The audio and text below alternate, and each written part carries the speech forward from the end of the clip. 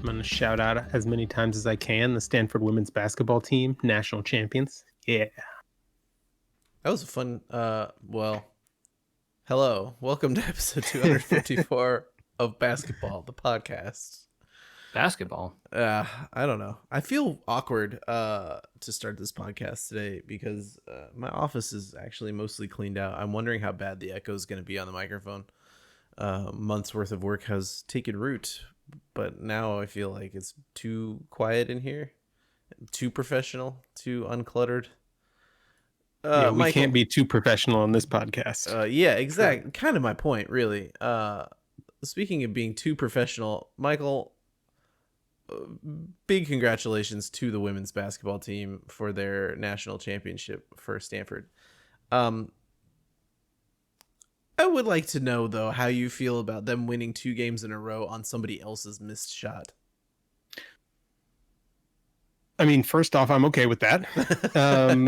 But I think in every run, just about to a championship for any team, you have a win or two where you just get lucky.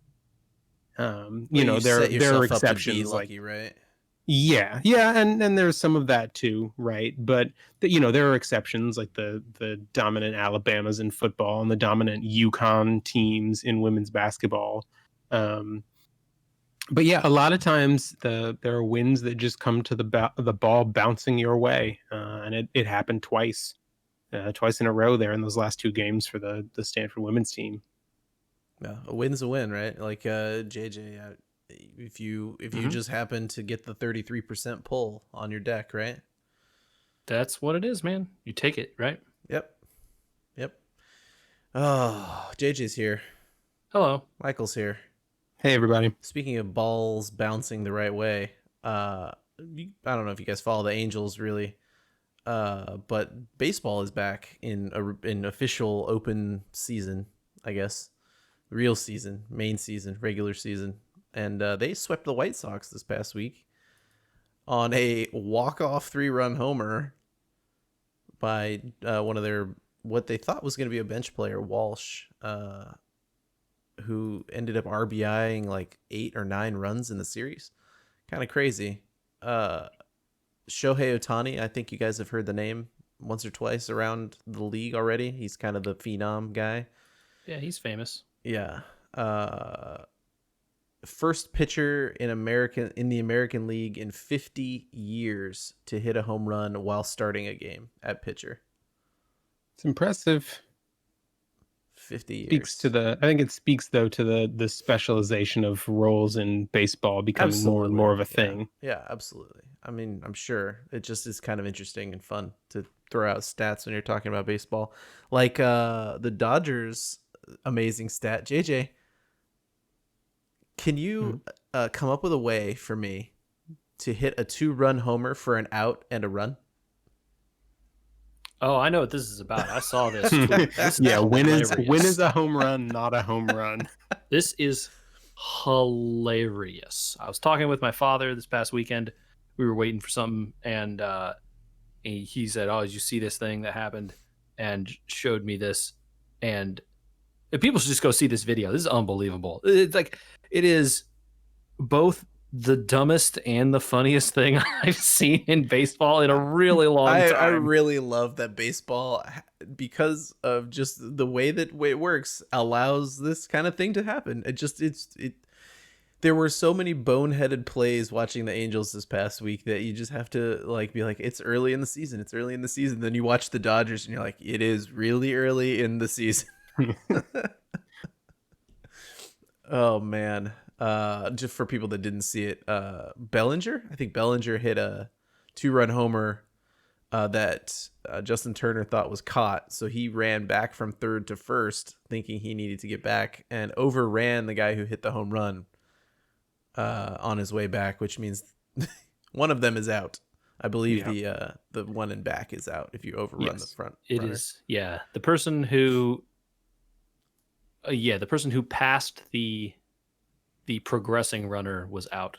Yeah. So I think the guy who got a home run got a base hit, and the other guy, because he went backwards, was out. I As think far it's as the I other way understand, around. no, it's the I other think way around. If you you can't overrun, overtake someone yeah, on the big exactly. path. Yeah. And the overtaking runner is out, not the overtaken runner, I guess. Okay, I I don't guess know. it's the I don't Anyway, know. whatever. It's not the It's most. ridiculous. It's not the only obscure rule that we're gonna test you on this week, right, Michael? Oh yeah. So my Atlanta Braves came close last season and they opened up like everybody else over the weekend. And they lost their first game. I think it was the first game, which went into extra innings. And they got bitten by the new rule that starting in the 10th inning, your team starts with a man on second base. Yep. I'm not a big fan of this one. And yeah, so that's what I was So going to hold ask. on. Wait, what? Say it again. My brain So couldn't process that. Yep. in extra innings, in an effort to shorten baseball games that go beyond 9 innings, when you are at bat from the 10th inning on, you start with a man on second. Just there. Just there. And so you just pick the fastest guy on your roster. Yep. And try and Basically. get a base hit. Yep. A base hit to the right side and you're up a run. I don't like. Huge advantage for the away team Maybe. because they get the run first. Yeah, if you can score it, then it puts a lot of pressure on the home team. Yeah, I don't. Yeah. Technically, home is the advantage, though, right? So you get more chances to score in theory. Yeah, but the idea would be that if the home team and the crowd and all that would make the person getting on base in the first place hard. Yeah. And so then this is wow. I'm sure people in baseball are super upset about this. They like change though, right? Yeah. Right. Yeah. Not really. I just, I like those games that go like 18, 19 innings until 3 in the morning and there are 40 people left in the stands and that's the part of team it. decides to give them all season tickets. Baseball games started as a pastoral all-day event. And they continue to be all-day events. Yes, but the commercialization need of like, I don't know. Like we were watching the final Angel game on Sunday, and it went late after. So the first 5 innings went real quick because Shohei was just striking everyone out, and then he got hit at home plate, and he got pulled out of the game as a precaution. And then after that, like the literal rest of the game felt very slow, and we looked at the clock, and it was kind of slow, but this is the pace of the game. They've already done stuff to speed it up, right? They put clocks on pitching changes. They put clocks on this. They put review control, even though they added reviews, which also makes the game longer. It slows the game down a bunch. Yep. Yeah. They've put controls on it to try and keep it from getting too out of control in terms of time. I just feel like the attention span's either there or it's not, and whether the 10th inning is not when it matters whether we need to speed it up or not. That's my problem with this rule, right? Like, right. Yeah. Extra baseball is exciting baseball. You're going to the most exciting part of the game where anyone could win at any time, and you're suddenly invested in the fact that your team is just holding on, no matter who it is, home or away. And we're gonna put our thumb on this part of the game to make it faster. It's like, yeah. What's the what? I don't know. They've done this in college for a long time, and I guess just wait. Is this really been a rule in college baseball for a long time? A couple of years, yeah, more than a couple of years now. They tested it in college and minors for a while. Yeah, and they rolled it out in the pros last year for the shortened season. Okay, I super did not know that it had been tried other places. Yeah, and I think in the minor leagues it kind of makes sense. A lot of those guys are not paid to shell their bodies as much as they have to for as long as they have to. Shortening their games to 7 innings might be a good idea for minor league players, right? Just to reduce the wear and tear on those players. But that's the same. That's a different idea than saying like, well, if it goes to 8 innings, then all of a sudden we've got to put our thumb on it. I don't really like it personally. I entertain other arguments. I don't know. I don't know what you do that speeds up the game as a whole. I think you have to accept that it's though. not tennis or football. You know what I mean? Like, I okay. I mean, I think the thing is, right, you have to just squeeze on the stuff that is allowed in the like quote unquote unwritten rules I think trips to the where mound should be removed from the game. sure, yeah. I mean, like let the managers can make signals to the pitchers or whatever, or when he comes out to change the pitcher, but there's no other reason really to have people go up and talk. But I I think think you also they should need to have like, one per inning maximum or something like that, and it has to be the catcher. and I think also you don't need to let batters be able to step out of the box and do check swings and that kind of stuff probably isn't needed, right? If you're in the box, you're in the box play, you know. Yeah, there's a momentum and a rhythm to kind of an at bat, and sometimes as you know, having played it, it's kind of like you feel like sometimes you need that rhythm to keep yourself in the game. But maybe that's part of it. Sure. I mean, I whatever. I'm sure these men are professionals, and they will figure out what needs to be done to win. you know, Yeah. uh, but I think I agree. I'm not sure how I feel about adding a random runner in the 10th. Well, sorry you Seems kind lost of that weird. game for that, Michael. Yeah, so it goes, I guess.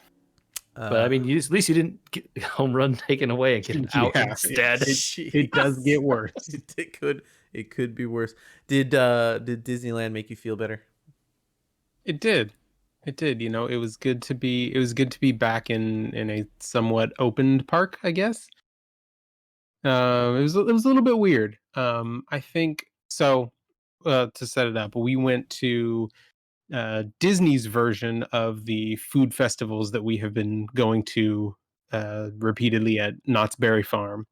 They finally got their act together to hold their own, and they set the whole thing inside their California Adventure Park, which they had almost fully opened up. The new Avengers campus is still closed, which was expected. Um, but the rest of the park, other than rides, was sort of reopened. Some of the stores were open, but not all of them. Ditto for like some of the arcade games out on the pier in Pixar Pier. But the big draw was that most of the restaurants were open, including some of the booths that they use for their regular food festivals, and were Ooh. serving all kinds of different small plates. Oh, cool. Like kind of a Nice. greatest hits thing to try and get people jazzed up that Disney's open again. Yeah, so some of it was festival food, so the things that you would find at their food and wine festival, for instance. Sure, sure. And then some of it were things like the grilled cheese and tomato soup that they do over in Disneyland, or the croque monsieur that you can get from Carnation Cafe, I think. So things that are popular favorites with people. Yeah, so it was good. The food was good. The overall experience was a little bit weird. I think Knott's did a better job than Disney in terms of making you feel like we're back.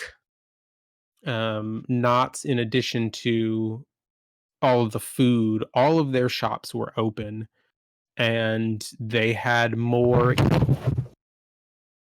apologies. That's how Michael died. Yep. Did you get Um, hit with one of the earthquakes? it was a minor one. Everything's fine. Oh man. Uh, but yeah, they Disney had less in the way of like live entertainments going.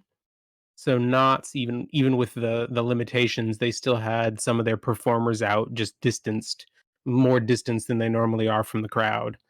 And Disney didn't have any of that. It was more like they took the food festival and just used California Adventure as the setting without really any of the trappings of it actually being Disney. Hmm. I mean, it's the trapping of you being in Disneyland, not the trapping of Disney. Just because they don't have the Sure, performers. but there's something about like the ambiance of being at Disney when it is Disney. So there, characters walking around, and all of a sudden you turn the corner and there's a parade. Um, and this was just it was them serving food with a Disney soundtrack playing. Yeah, So I mean not that it wasn't good to be back in the parks, because it definitely sure. was, but it in some ways it almost made you miss the parks more. Oh, weird. Okay. Disney also, though, I imagine, has a bit more stringent hiring process. I think their workforce is a little bit, certainly, probably more people than Knott's. And so it's probably not as easy for them, since I know they laid off a ton of people before, right? Yep. And It's a probably not as easy. catastrophic amount of people. Yeah. Yeah. Yeah. It's not as easy for them to spin back up the old hiring machine and get, full park staff back ready to go. Right. Not that they can open to full capacity anyway, but you know what I mean? Like, Well, to absolutely do not, everything. Yeah. Well, that's a little bit of a bummer. I assume the food was still as good as it normally would be. Yes, Yeah. the food and drink was very good. But maybe the feeling will return, I think Yeah. they seem to be extremely cautious in their desire to open up, and have been this entire time, and seem to continue to be. Take it one iota at a time, right? Like, removing the pass holders alone was, I think, a step in their minds of monumental proportion, and I think they're just baby stepping it at this point. Yeah, I think they're also much more leery than some other places about there being a spike in cases caused by people coming to Disney. Yeah, you don't Yeah. want to be the one, right? I was going to Especially say if you're Disney. Disney is deathly afraid of an event being traced back to them and then them having to get shut down for cleaning or whatever, to reopen under the guidelines, or like even worse, if the state, regresses back tiers or whatever, and then they have to close Disney completely. Yeah. Like, they absolutely don't want that. You would No. think more businesses would act like that, yet that's not true.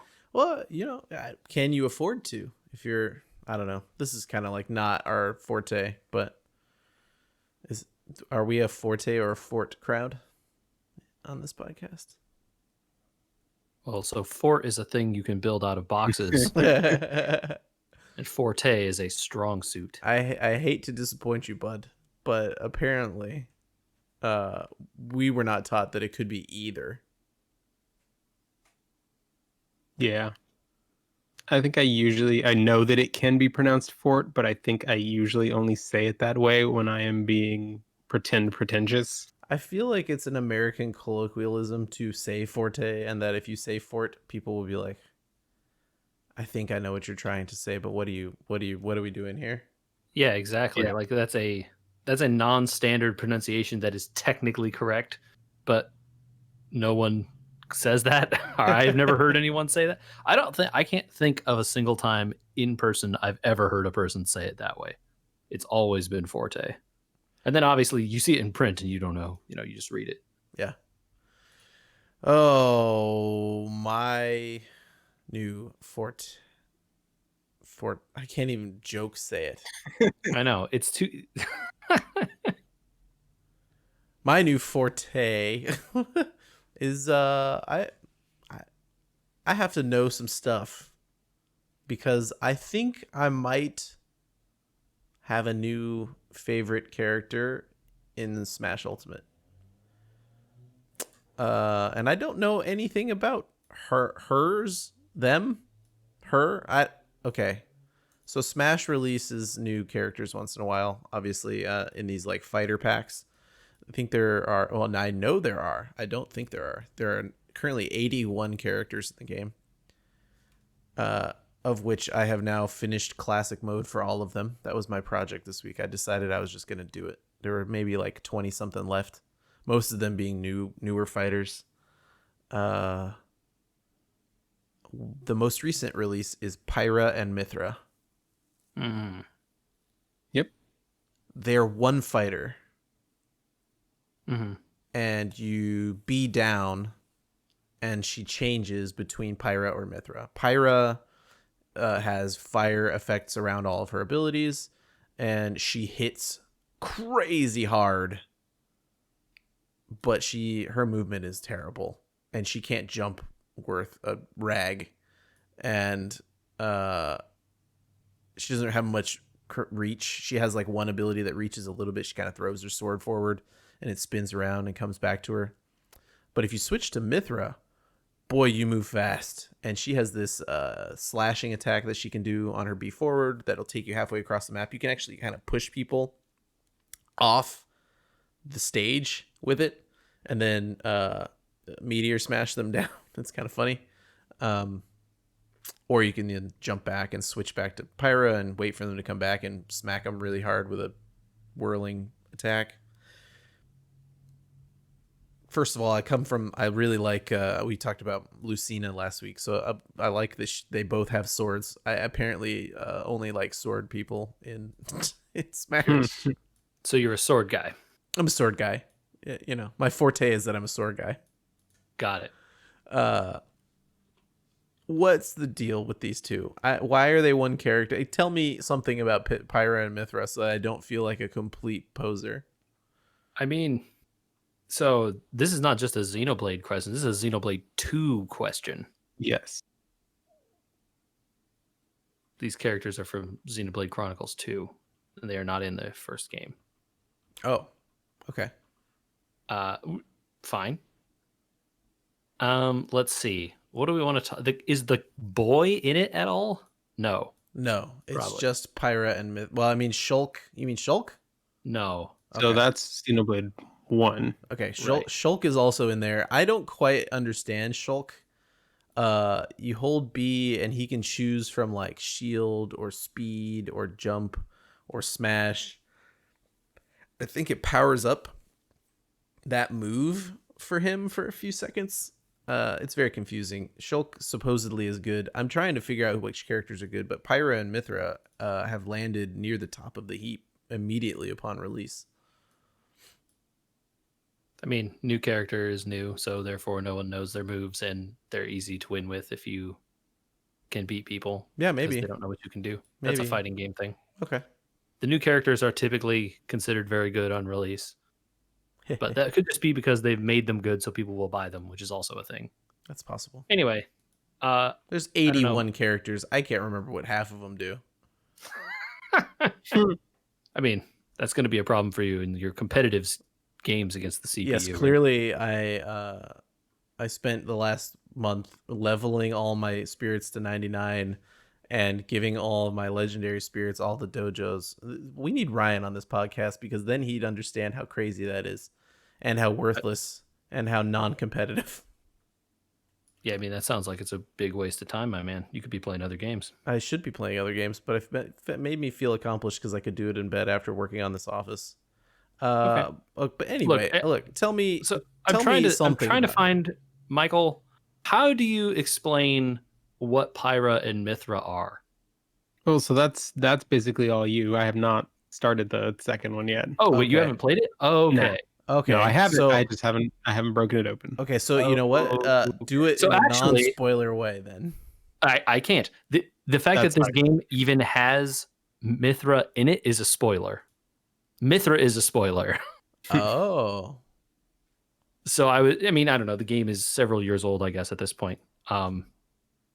Mithra is a spoiler. I like I mean, that. so when the game, so in Xenoblade Chronicles 2, you play as a boy named Rex, who's apparently not in Smash. No, Rex has You have blue pants. well, so Rex has what they call a spirit. So it's like the old trophy system from the original Smash games. I don't know if you guys remember those. Yeah. Where you collected the like token trophies for your little table. This is the new version of that system with spirits, and Rex has, what is his new one? When they released Pyra and Mithra, you could get Overdrive, Mega Drive, something Drive Rex with it. Okay. But you can't Anyway, play as him. You can equip him, but you can't play as him. He is the main character of Xenoblade Chronicles 2. Okay. Although, I mean, you can make arguments that Pyra / Mithra is as well. Also, got it. But it, I don't know that I want to explain explicitly what they are because there's Too many spoilers, huh? too many spoilers involved. But certainly along your journeys, you meet Pyra, Okay. and she sort of becomes a follower of Rex, but is a blade, not like blade sword, but blade is a thing in that game, and Rex is the driver. Ah, that's what it's called. Mega Driver, Rex. I mean, it could be overdrive, but there's I think that's a mode or something. Okay. Anyway, drivers are people who have these like almost summons, or like, I don't want to use the word pet, but they kind of are pet like. Anyway, the blades that the drivers control are basically the way you get your special moves in that game. Huh. So Rex himself, just like in Xenoblade Chronicles 2, you just run forward, and if Rex is standing next to an enemy, he just starts swinging his sword and hitting them for basic like auto attacking type damage. Then once you have done that to a certain amount, a gauge is filled, and you now have access to more abilities. Those abilities depend on which blade you have equipped. Got it. So Pyra has a bunch of fire-based abilities, as I'm sure you have already discovered. She has a lot of fire. Yeah. Uh-huh. That's her thing. She's fire-based, fire element. Mithra is green stuff. Yeah. So at some point in the story, Mithra shows up, and she and Pyra are like, they're related. Okay. They're not ever in the same place at the same time, but I don't think that they are the same person. Interesting. I have Okay. to go back, and I don't remember. That's weird. It's odd. It's not many ways that It's you can something get to a do with character that switches out. I mean, in original Smash, Sheik and Zelda could switch between the two, right? right. Yeah. Yes. They took that out of the game. Zelda and Sheik are separate characters now, so it was weird going back to a character that could switch. There's definitely characters that can stop and switch like their abilities and stuff. Like I was describing with Shulk, he can kind of do that. Some of the characters like Hero can cast magic if they kind of stop for a second. But just like fully switching into a second character had kind of been removed basically from the game. Yeah. So they're like, it's related to the fact that like she's related to this sword, and this sword has modes, and there's a bunch of, I don't Okay. remember. Anyway, whatever. It's Okay, so let's fancy talk about, stuff anyway. But tell me why does Shulk's sword hit stuff and then open up and shoot a laser beam? are we talking about Shulk now? Yeah. The Monado. Yeah, the Monado. So I hit stuff and then so I'll like smash it and it'll do a little bit of damage and kind of stun them, and then all of a sudden a laser beam shows up and does a lot of damage. So when you say a laser beam, does Sure. it like go all the way across the stage, or does it just stick out from the end of the sword like a longer laser looking sword? Like a laser sword. Yeah. So his sword does that in the game. That is a thing that happens like Okay. as he gets better at using the Monado. Cool. And in that game now is Xenoblade 1, and those like modes where speed and armor and those sorts of things are like abilities that sword has in the game. I also finally got the chance to play as the new Sephiroth character that they added, who seems kind of slow. His sword is really long. His sword is crazy long. And it seems like when he takes damage, he does more damage because his little wing pops out when he's over 100%. And all of a sudden, I was killing people really quick. So I haven't watched guides. I have a new goal of like picking 2 more characters. I'm definitely on board with switching from Marth to Lucina. And I want to learn 2 characters now that I've finished the game pretty much, to try and do some online. I actually have never played online. Gonna get crushed. I'm going to get wrecked. There's no chance I will be good at this, but I kind of am curious what's good out there. So I tried to play all the characters. Speaking of Final Fantasy, Sakaguchi's got a new game. A guy who hasn't been involved with Final Fantasy in quite a long time. Yep. But boy, does it look pretty. It's a little low resolution, you guys. It looks good. I'm talking about the new Apple Arcade exclusive Fantasian. Mm-hmm. This is another instance, I'm going to say off the bat, of, yeah, the game was made to use your finger because they want you to be able to. But it runs better. It literally runs better if you play on an Apple TV, which I don't have anymore. It'll run at 60 frames instead of 30. But it also is way better with a controller. Yeah. There's a mechanic in the game where casting magic kind of like you can bend. So he uses the Final Fantasy X linear line of character, like certain order of characters, right? Or like Bravely Default, I think kind of uses active turn order. Turn order with like visible turn order, like Final Fantasy X or like Bravely Default or whatever, where you know who's moving next, so you can kind of like, oh, well, I'm just gonna focus down those guys, right? Yeah, sure. And then I get to go again because then my characters will be up because those guys are dead. Which I really like. I'm glad to see it again. Apparently he likes that system as well. I did not play his Xbox games, but I think those were in there too. He's also made a bunch of other phone games in between those. Oh, has he? I didn't know that. Look up the output of this studio, Mistwalker. They've made a bunch of phone games. Okay. So this is Apple exclusive, like I said. But there's a mechanic in the game where your magicians are like, I'm going to cast, I don't even know the name of some of the spells off the top of my head, but like you're going to cast, right? And you have to like, if you want to attack more than one thing, you don't get to just select them or tap them or anything. You have to kind of like bend there's a line that comes out from your character to the battlefield where the monsters are.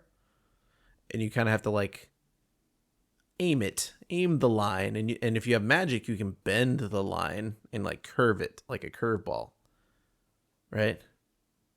Mm-hmm.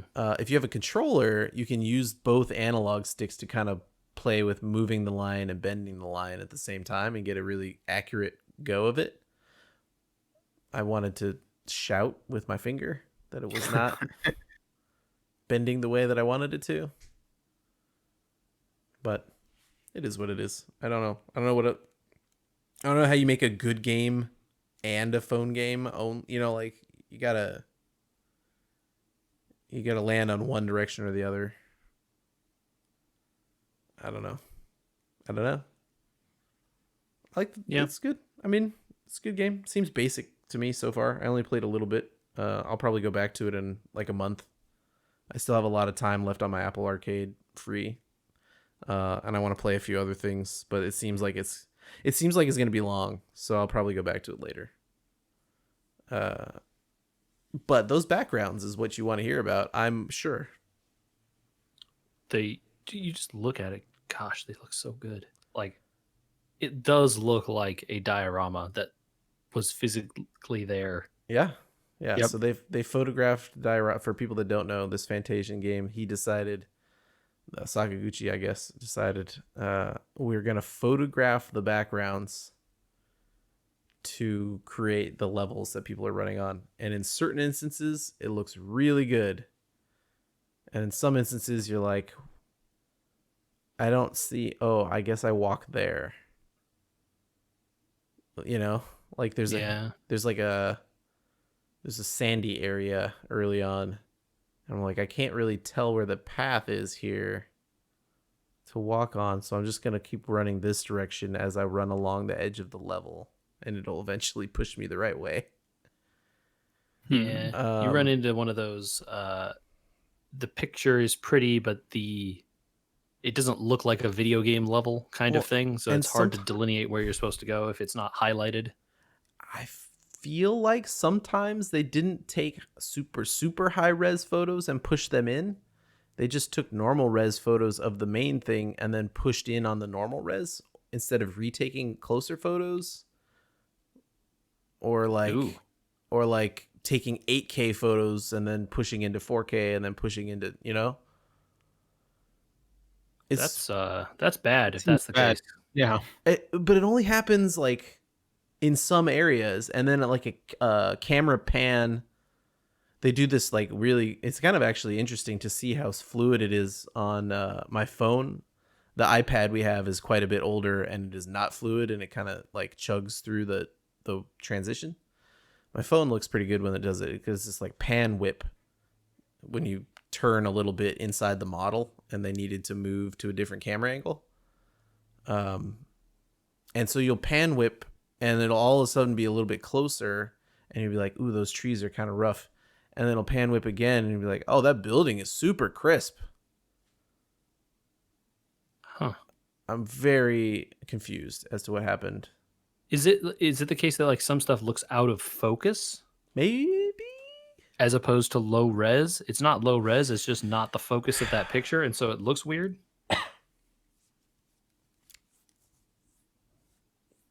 I'll have to go back and look. I'll have to go back and look. I'm not quite certain. I like the look of it. I'm just going to say, right? Because when I noticed it, it was on the iPad because it was bigger, but I'm playing it on my phone. So it looks like I'm playing on like a toy, like in a sandbox. Does it do that? What's the camera thing that makes things look like small toys You're when talking they're about not? tilt shift. Tilt shift is the thing Yeah. I'm thinking of. Does it do that? It does not. No, it's not like tilt shift. Okay. It looks like you're playing with like a model kit. Cool. So I think it's cool. Yeah, it's cool. It's good that it's out there. I just wonder what happened with maybe it was my iPad, I mean, that's an older iPad. Maybe they didn't load certain textures or something. I don't know. That iPad's getting older, so I wonder. It's interesting. Well, I don't know. I wonder. Yeah, I don't know either. I would be curious to find out if you have information on this and have played this game on your iOS device. Send it in to us, podcast@wewergamers.com. Yeah, I would let be us know. very curious. If you have an Apple TV, a newer Apple TV, and have played this game, I would be very curious to hear from you. Please invite Andy over to your house. No. COVID Not allowed. is still a Hold thing. on. He'll look in through the window. Okay, yeah. If your TV is visible from the window, I'll look from your window. No creeper. I have not finished the main story of this, obviously, but Michael, you have finished the main story of something. Yeah, so I finished my main story playthrough of Horizon Zero Dawn, and I am sad that Horizon Forbidden West is not out yet. Is it a direct I see. sequel? It is, and actually, the Forbidden West as a place gets a lot of mention in Horizon Zero Dawn. Did you do? Is there DLC included in this? Did you do that part also? There is DLC. It is included, and I have not done that yet. So that's up next. Do we know anything other than Forbidden West comes out this year? Not much beyond what's been shown in the trailers. Am I going to be lending you my PS4 so you can play it? Is that the type of ending we're talking about? I'll cross my fingers that it's a simultaneous release this time around. Yeah, I I'm would gonna go not, ahead and buddy. not rest my laurels on that one. I believe it's coming out PS4, PS5. So potentially there's the chance that the PS4 version is not awesome. Oh, I don't know about that, but at least you could play it. It's not coming to Steam right away, that's for sure. Certainly that part is correct. But I would bet solid money that a game that crosses generations, the older version doesn't play good. Huh. I don't know. I mean, virtually every game ever has followed this pattern. So comparatively, it will probably not play as good, but I'm sure it will still play fine on the older console. Yeah, I mean, if you're okay with like 30, hopefully, sometimes, most of the time, maybe. Yeah, but you were okay with that when you were playing a PS4 anyway, because it happened all the time. I'm agreeing with you. Like, Yeah. God of War doesn't hit 30 that often. Yeah, I tried playing Warzone on the PS4 to see if we could get better games by all being on a PS system, because they're all the people I play with are all on PlayStations. Uh, the smoothness with which a PC plays that game, despite the massive, I have news about this. The massive file size is no longer so massive. I don't know if you've heard about this yet. They finally sat an engineer in a room and locked the door and told him not to come out until he figured out what all the duplicate files were in the game. Oh, that's nice. And so they removed many of those and relinked a lot of stuff. You had to re-download all the games if you wanted to update. So it was like a 50 gigabyte update for most people, maybe even more. But so their update to reduce file size requires you to download 50 gigabytes. I just want to put that headline out there. Yeah, they didn't fix it. They just made you download more. The game was 80 gigabytes before that. It's fine, JJ. They fixed it in software. So you had to delete everything and download 50 gigabytes instead of the 80 gigabytes that you had. Yep. Right. A high-res PC game with like 4K textures and stuff being about 50 gigabytes is not that bad. No, it's not. And now that it shares an approximate size of those games. Well, now that it shares textures across games and stuff like that, the installs of Modern Warfare and those are now much, much smaller too. My hard drive is no longer in the red at all times over here. Did they fix this problem on the consoles as well, though? Yes, they did this on the consoles as well. Because the consoles, I heard the situation was like completely ridiculous. Some of those, like, isn't the launch PS5 have a 500 gigabyte hard drive? Yep. And could you theoretically take all of it with one game? With three and a half games. Yeah. Okay. I mean, you have to realize it was 3.5 games. The problem is that, like, you have to install one of those 3 games to play any of the other ones. And that install was not sharing data with the other installs. It was like, what are we doing here? Anyway, that's the news on that. We don't need to keep talking about that. I want to know, though, about the Horizon game. Yes. Yeah. Sorry, we got off track. No worries. It's really a really well done game. So I think I set it up in an earlier episode, how your character gets started and sent out on her journey. But the bigger storyline of the game is really her piecing together what happened to our world.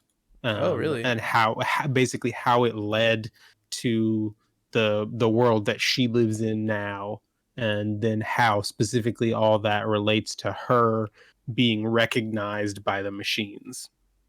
Oh, is she a Princess Mononoke kind of character? Not exactly. It's some kind of chosen one, though, going on here, right? Yeah. She becomes at first she is the one chosen by her tribe to seek justice for the attacks that were carried out on them. That's right. There was some sort of fight at the beginning of this where a bunch of people died. Right, yeah. Her village gets attacked during a ceremony, right. And a bunch of the villagers are killed, and so she gets essentially deputized by the holy women of the tribe, and she needs their blessing to leave their sacred land in pursuit of the attackers. Oh, okay. But it's good. The way that they set up the sort of disaster of our own making that befell the human race, and then sort of slowly tease out the details of how of the solution that they came up with to try and stave off the disaster and how that went. And if you've played, it things did not go according to plan. I mean, based on the state of that world, there's no way it went according to plan. Things look bad. But some of the story beats, if you've played enough games, you can see coming. But the story itself, like how they decided to set up the the problem of what had happened and how it relates to the present is definitely interesting in its own right. So even if you can sort of see coming a few of the beats, it's good storytelling still. Okay. Yeah. Cool. I mean, if a story can keep me interested, even though I know what it's doing, it's a good story, right? Yeah, exactly. That's my opinion. I'm not tricked very often anymore. We collectively, all of us consume so much media that like I'm surprised when people are tricked by things. Yeah. Yeah. No, go ahead, Jay. I was gonna say it's the curse of like following pop culture at some level. You know all the tropes, and then when they use the tropes again, because nothing is original, you're just like, I know what's happening here. Yeah. 'cause Yep. I've seen it. It's okay. I mean, that's just the way that things work. A lot of them just Yeah. don't work other ways, or they shouldn't, right? Yeah. Right on. I mean the hero's journey is the hero's journey, right? If at some level. Did so it left you wanting the next game? How badly? So it does end on one final scene that makes it very clear that it ain't over. Okay. On a scale of 1 to Trails in the Sky first chapter, how bad is the cliffhanger? Ooh, it's not that level of cliffhanger. But it's definitely closer to it than not. Okay. It's not the kind of thing that makes you like scream at the computer, how could they leave me like this? But Which Trails it definitely definitely yeah, but it definitely lands the hook. Nice. Cool. I still man. I don't want to play that game. Yeah, you definitely should. I am very excited to dive into the DLC, and then I might give New Game Plus a try on one of the harder difficulties. Oh, that's cool that they did that. Yeah. So you can at any point in the once you complete the original storyline, you can take your loadout and create a New Game Plus seed file. And then use that to start a New Game Plus. So I could start a New Game Plus now that I finished, or I could go through the DLC, improve my character a bit more, level up some more, and then restart into a New Game Plus. I'd be very curious with such a quote unquote cliffhanger how they added DLC to that game that you want to play. So the DLC is a new area of the map. It's got its own side story as far as I understand it. Cool. So new machines for you to fight, new skills to learn. JJ, do you have Well, new hold machines? on. Before you go, Andrew. No. Got to talk about this is related to Horizon. Very important. Andrew, if you want to play this game starting April 19th, 2021, it will be free on PS4 for everyone. Oh. Yeah. So that's the game, the whole thing. The complete edition. So you also get the DLC. So that's better than the version that I got as a download code with that is currently on my PS4. You might as well get the complete edition for free also, and then you have the DLC too. Oh well. It's free, why not, right? I know. Yeah. Oh, are there digital monsters in your own head now, JJ? Man, that's like a deep question, dude. I know. And like, I mean, if you're talking about the game that I'm going to talk about here, maybe the answer is yes. I played a little bit, and I'm gonna keep playing it, but I have not gotten that far in it yet. I am playing Disco Elysium: The Final Cut. Yeah, you're the one that has already beaten Disco Elysium on this podcast. Everyone should play Disco Elysium. I think that game is great. I think the writing in it is awesome, and I think that The Final Cut has made it even more awesome. How did the writing translate to people actually saying things? Yeah, so that's the big change. There's actually voice acting. Not true. There was voice acting before, but there was only some with limited parts of it. And now almost all of the internal monologues are voiced. So all of your various parts of your thought cabinet, your various like parts of the psyche that you have are voiced. They are all voiced by the same person. Oh, interesting. Yeah. Oh, huh. I thought they'd use different psyche people for. Yeah. Huh. You'd have what, like, I forget how many there are, 20, Yeah. something like that. Might be 20 different ones, or 24 maybe. No, they did not do that. They're all voiced by the same person, but so far at least, it's a he. He puts on a different. You can tell that he's playing different characters here, right? Okay. I've only played it for like maybe 20 or 30 minutes. The person has a like very deep, authoritative voice, which is great. For at least the early part of that game, where you have woke up in a drunken stupor, and the like parts of your body that are talking to you are like your limbic system and your liver.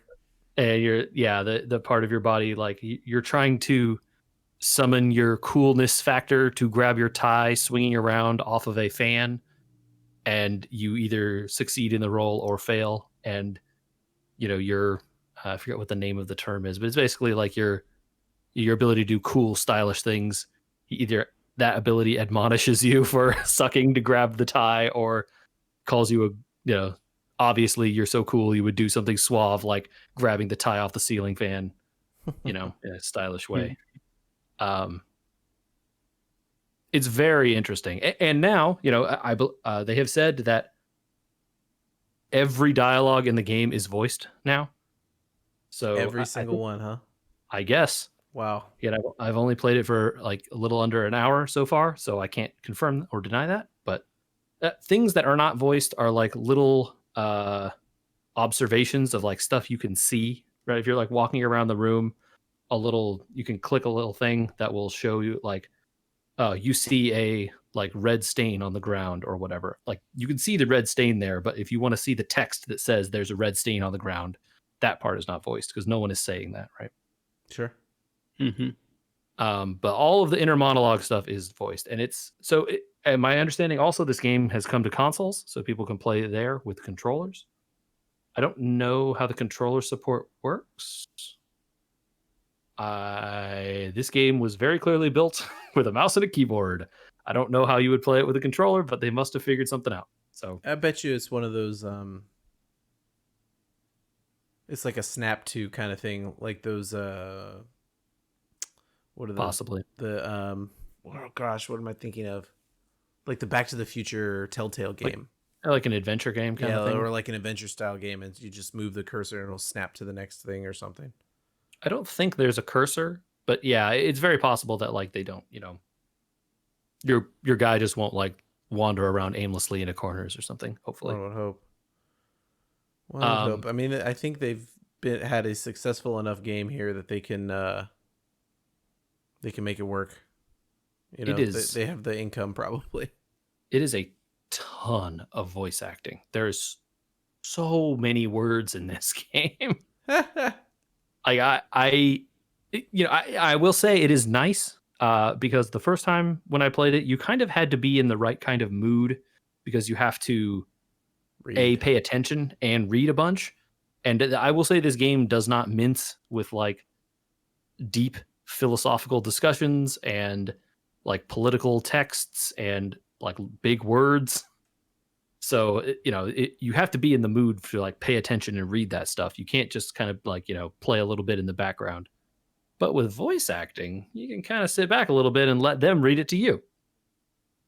Nice. You still got to pay attention if you want to like, understand the themes and the, catch everything that's going on. But the acting helps in that regard. So beautiful. Yeah, I'm more intrigued than ever. I believe, and I don't want people to not go out and buy this if they're interested in it, especially if you. I think it actually, because of the voice acting, is on sale currently on Steam. I would believe that. It was a free update for people who already owned it, which was a nice bonus of them to not make it DLC. Yeah. definitely something that feels like they could have done given how much Sure. changed. Yeah, absolutely. Why wouldn't they, right? Like they made this huge investment in the game. Yeah, it is. Um I'm on Steam at the time of this recording. It's 20% off right now. So so I think hidden in the announcement that EA Play is now on Game Pass, Disco Elysium might be coming to Game Pass, it sounds like, in the summer at some point.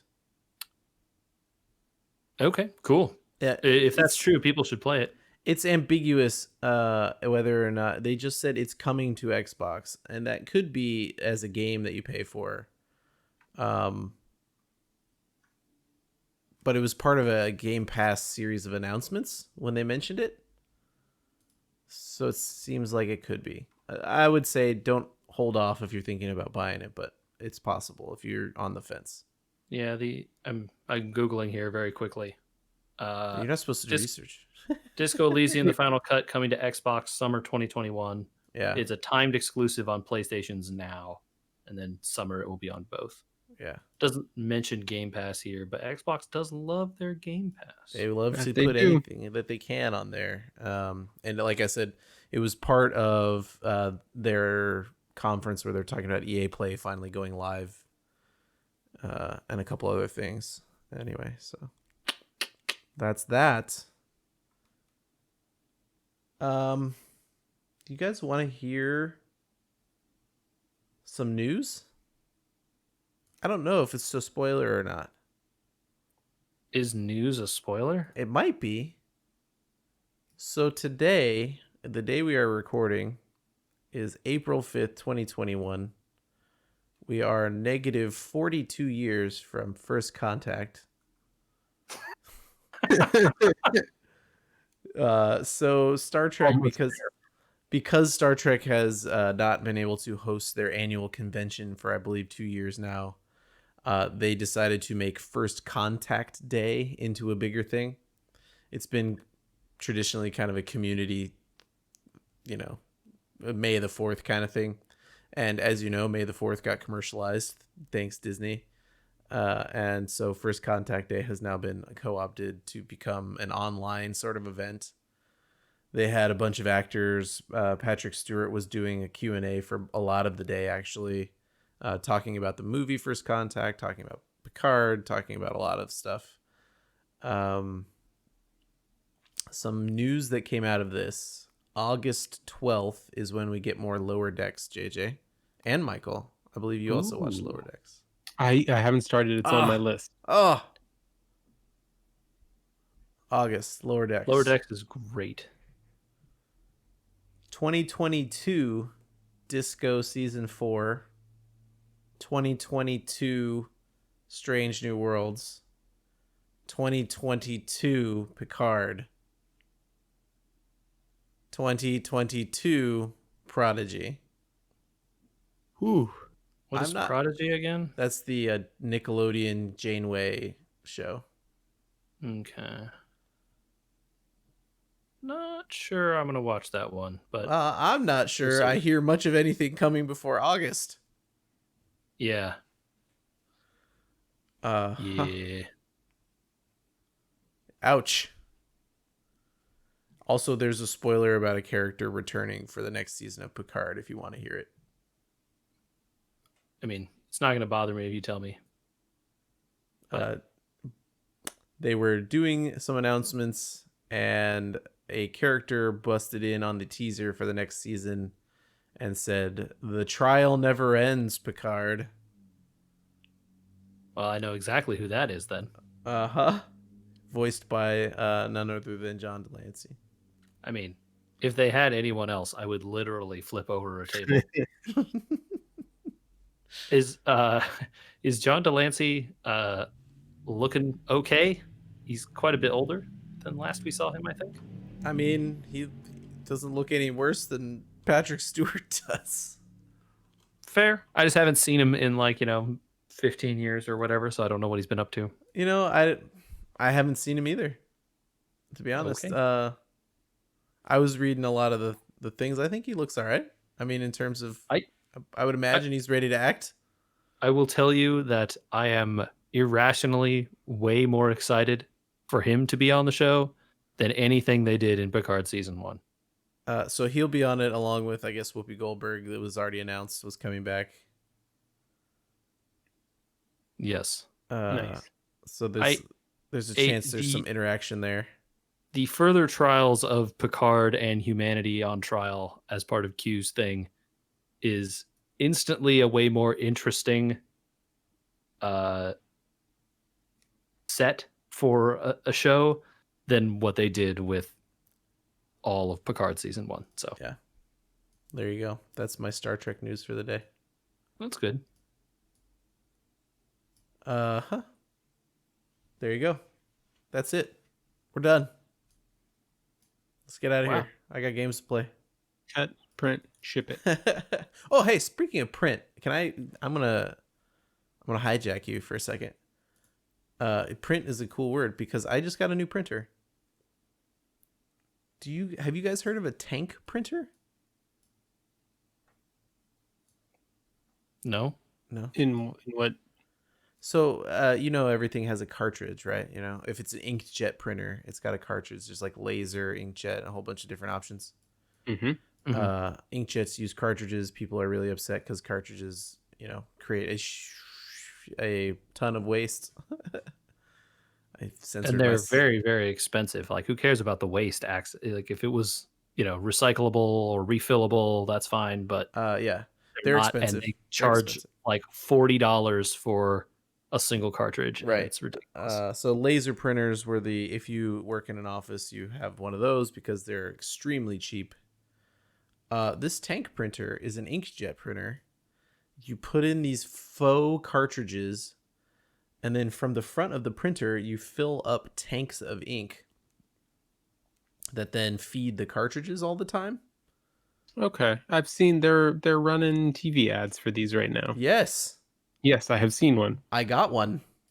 But okay, is the ink that you fill cost less than oil, which was the problem with the old ones?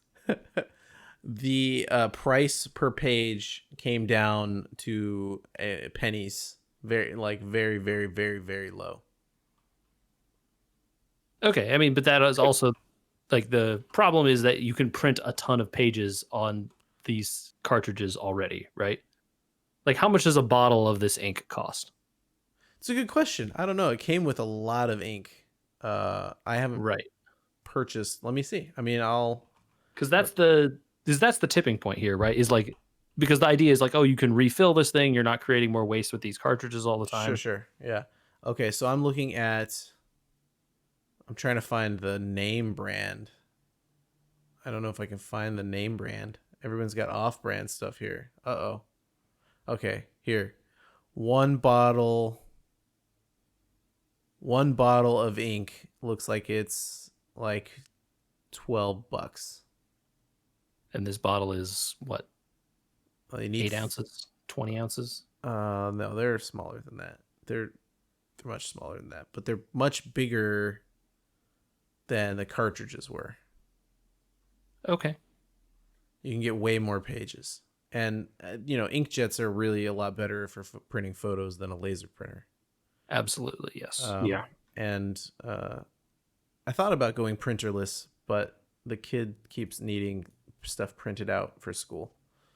So I lived my life printerless for many years, and then I married a teacher, and we have a printer all the time.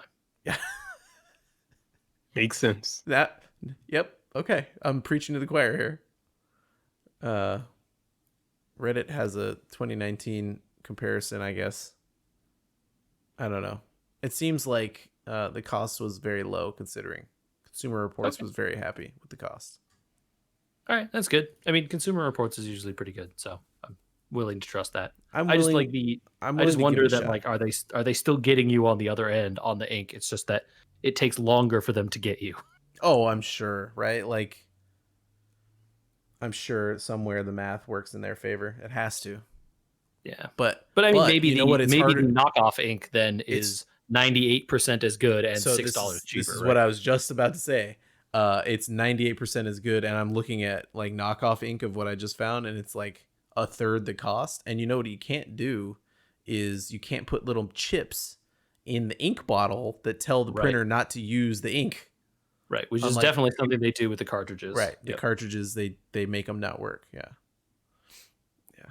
Okay. That's my printer minute. That's good. If you know more about ink tank printers than I do, which probably you do, where would you go? You can send that to podcast@weweregamers.com, which we mentioned before is our email address. You can send us whatever you want there. It's an email. We use it. Please send us stuff. You can also find this show on podcast apps and stores and whatever they are. It's free, so you shouldn't pay for it. But if you wanted to pay us money, podcast at We Were Gamers again, please. Yeah. Look there. I'll take it. We're on social media. You can find us at We Were Gamers on everything. And search for We Were Gamers, all one word, on YouTube. And subscribe to us there. That would really help us out.